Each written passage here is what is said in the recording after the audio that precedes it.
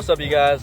Josh out here again, working on the K24DET, and in this video I'm basically just going to take the time and tell you guys like what all needs to be done in my opinion to get it running and in tip-top shape. So I got a list of things on my phone that I'm basically just going to read out to you guys, and I guess I'll just start doing that. So first thing on my list is I have to externally relay my fuel pump or hardwire it, because I believe the last times I tried to turbo it wasn't getting enough fuel, so it's like running lean and everything, and it wasn't getting the full 12 volts of like battery basically, or power.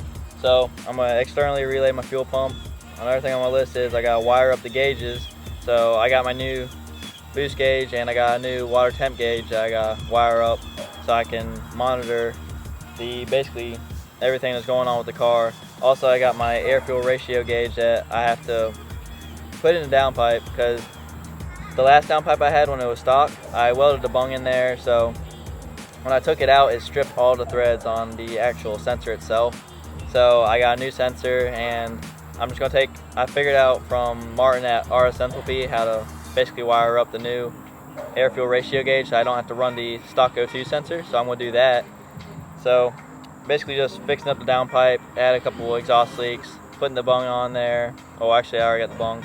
Putting the new sensor on there for the air fuel ratio gauge, and I'm going to be doing that.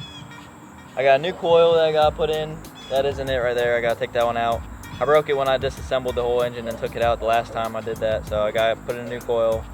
I got to rewire my mass airflow sensor, because the ISR one that I had, or formerly known as ISIS, apparently it causes the car to stall out. From what Martin was saying at RS Enthalpy again, he's saying that those mass airflow sensors aren't as good as the original, so I got me an original one and I'm going to wire that up. I'm basically going to show you guys how to put the distributor in to where the timing's set and everything, so you can crank it up for the first time and not have any issues with it being off a tooth or anything like that.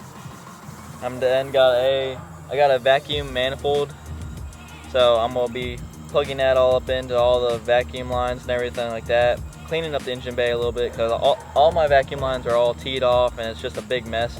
So I got one of those, and then I have to put my radiator in. I have to do my whole intercooler, like piping and everything like that. But I've already got all that set. I just got to basically bolt it all on, and then last but not least, just plug everything back up into the harness, and it should just be ready to crank up. And of course the everyday maintenance, like putting the oil in and then spark plugs and all that good stuff. Well, I'll show you guys how to do all that too. So that's basically like the whole list of everything that has to go down for the 240 to start and hopefully run right. I'm pretty sure we're going to run into some other issues along the way, but that's all I got on my list for right now, and that should be about it. So until the next video.